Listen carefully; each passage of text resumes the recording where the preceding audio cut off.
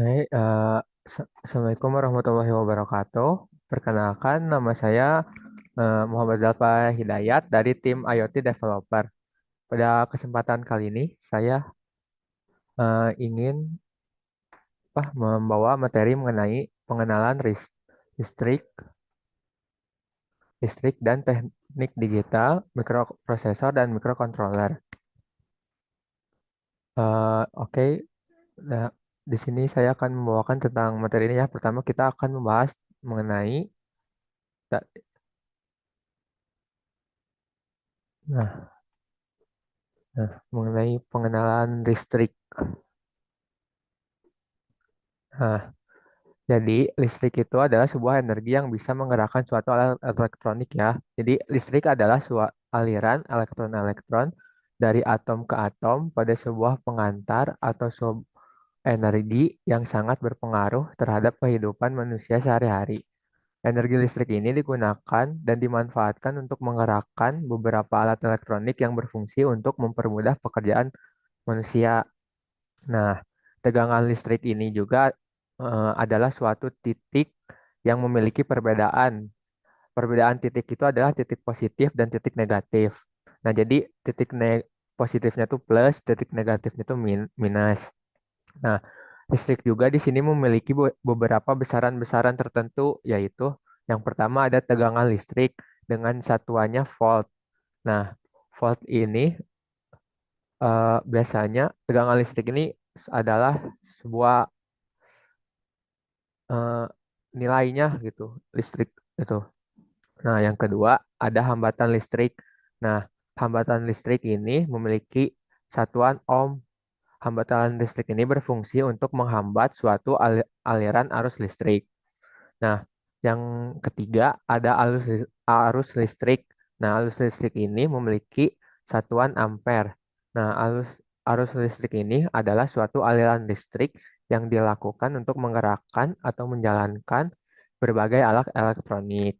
Nah, selanjutnya yang keempat itu ada muatan listrik dengan satuan kolom. Nah, yang kelima ada kapasitansi dengan satuan farad. Nah, kapasitansi ini memiliki fungsi untuk menyimpan tegangan listrik secara kontinu. Jadi dia tuh menyimpan terus mengeluarkan lagi, terus menyimpan dan mengeluarkan lagi. Nah, kapasitansi ini juga memiliki fungsi sebagai safety atau pengaman untuk alat-alat elektronik jika tidak ada arus listrik. Nah, yang terakhir ada induktansi dengan satuan Henry. Nah, selanjutnya nih listrik ini memiliki ada dua macam gitu listrik tuh. Ada listrik statis dan listrik dinamis.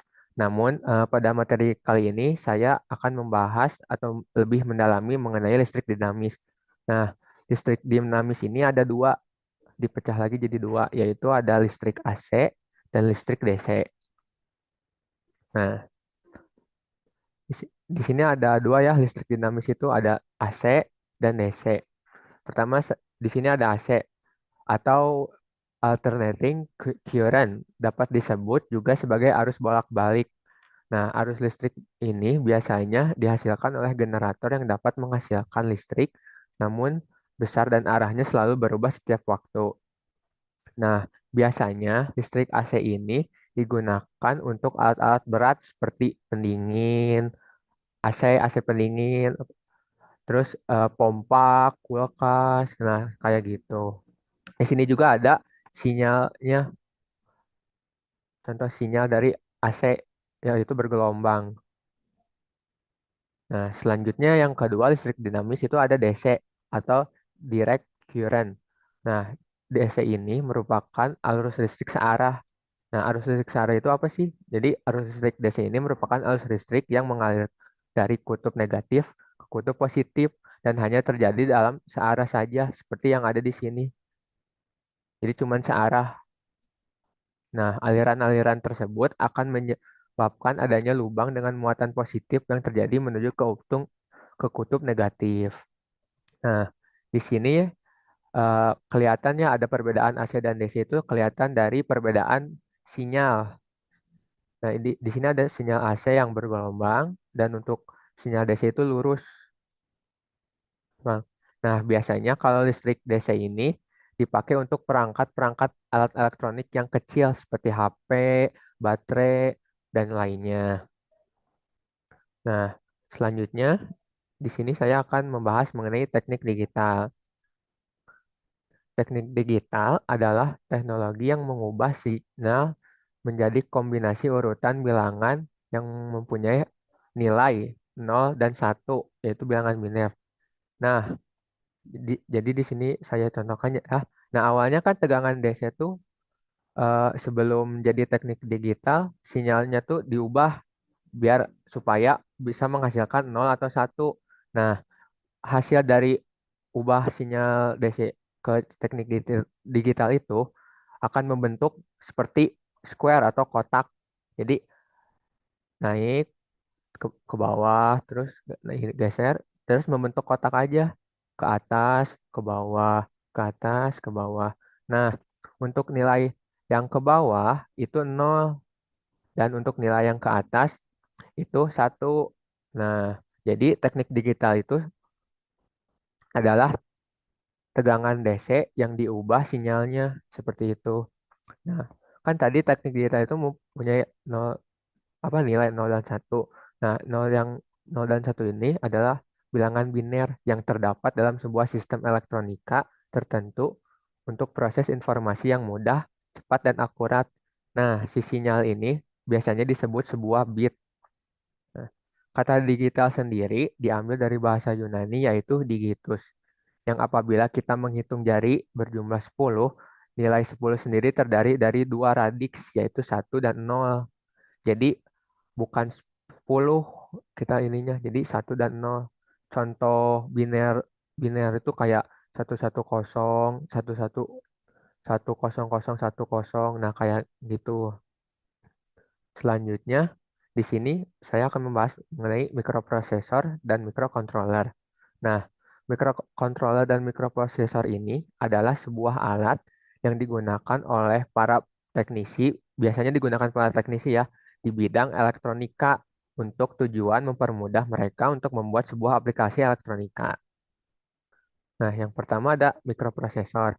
Nah, mikroprosesor ini merupakan sebuah alat yang bekerja sebagai pusat pengendalian dan pengolahan pada suatu sistem komputer dengan skala mikro. Terkadang juga mikroprosesor ini disebut juga sebagai CPU. Nah, CPU ini biasanya yang ada di komputer-komputer ya, kayak gitu. Nah, mikroprosesor ini tidak bisa bekerja sendiri, melainkan mikroprosesor ini memerlukan adanya tambahan komponen eksternal dan interkoneksi antar komponen agar mikroprosesor ini dapat bekerja. Nah, dengan menggabungkan CPU, memori unit, dan I/O untuk terbang sebuah sistem yang disebut dengan mikroprosesor. Nah, contoh mikroprosesor ini biasanya yang digunakan di kehidupan sehari-hari itu seperti yang ada di komputer, kayak prosesor Intel Core i series, terus ada AMD, terus dan sebagainya. Selanjutnya ada microcontroller. Nah, microcontroller ini adalah sebuah komputer mikro dalam satu chip tunggal, yang dimana di dalamnya sudah terdapat CPU, ROM, RWM, dan IOI, dan rangkaian clock cukup clock up.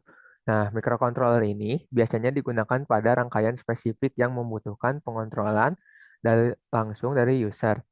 Nah, penggunaan pokok dari microcontroller ini adalah untuk sebagai mengontrol kerja mesin atau sistem menggunakan program yang disimpan pada sebuah ROM. Nah, contoh dari microcontroller ini ada Arduino, ESP8266, Raspberry Pi, Orange Pi, LoRa, dan lain-lain. Nah, jadi microcontroller itu seperti otak sebuah alat elektronika untuk menggerakkan si alatnya seperti itu. Nah, di sini ada beberapa perbedaan mikroprosesor dan mikrocontroller. Nah, untuk memori sendiri, mikroprosesor membutuhkan memori eksternal dan penyimpanan data, sedangkan untuk mikrocontroller memiliki model memori on-chip, ROM, dan RAM. Jadi, untuk mikroprosesor itu membutuhkan tambahan gitu memori eksternal lain. Nah, untuk mikrocontroller itu sudah di dalamnya biasanya sudah ada modul chipnya seperti itu. Untuk peripheral sendiri, mikroprosesor membutuhkan bagian tambahan yang terhubung dengan bus eksternal. Sedangkan untuk microcontroller, peripheralnya juga udah on chip, biasanya di dalamnya udah ada gitu. Seperti ini ada timer, ada port IOI, dan konverter sinyalnya. Untuk kapasitansi komputasinya, mikroprosesor itu mampu menangani tugas komputasi yang kompleks. Jadi mikroprosesor itu biasanya emang digunakan untuk yang hal yang kompleks, yang seperti yang ribet-ribet, yang besar gitu. Nah, untuk microcontroller sendiri, untuk kapasitas komputansinya terbatas. Biasanya nggak terlalu kompleks gitu, hanya untuk beberapa aplikasi tertentu kayak gitu. Nah, untuk penggunaan dayanya, mikroprosesor ini menggunakan penggunaan daya yang tinggi, tidak ada mode daya hemat. Jadi, emang biasanya digunakan untuk yang besar-besar gitu, kayak ya komputer tadi, seperti itu. Kalau untuk microcontroller sendiri, penggunaan dayanya menggunakan daya minimal, dan biasanya di microcontroller ada mode hemat daya bawaan di dalamnya. Selanjutnya untuk konektivitas, mikroprosesor sendiri bisa menangani transfer daya berkecepatan tinggi yang mendukung USB 3.0 dan Gigabit Ethernet. Nah, sedangkan biasanya mikrocontroller ini mendukung untuk hanya tapi mendukung dengan kecepatan yang rendah sampai sedang. Nah, biasanya antar muka peripheral serial sendiri atau SPI dan I2C pemancar penerima asinkron universal. Nah, untuk kasus penggunaannya mikroprosesor biasanya untuk komputasi generik atau sistem yang membutuhkan atau kapasitansi komputasi yang kuat. Sedangkan untuk microcontroller hanya untuk sistem ringkas yang ringan, bertenaga baterai, dan perangkat pemroses logika. Seperti itu. Nah, di sini juga ada gambaran dari mikroprosesor dan microcontroller. Nah, biasanya mikroprosesor tuh yang seperti Intel tuh bentuknya seperti ini. Lalu di sini ada microcontroller Arduino Uno. Nah, contoh microcontrollernya seperti ini. Nah, mungkin sekian materi yang bisa saya bawakan.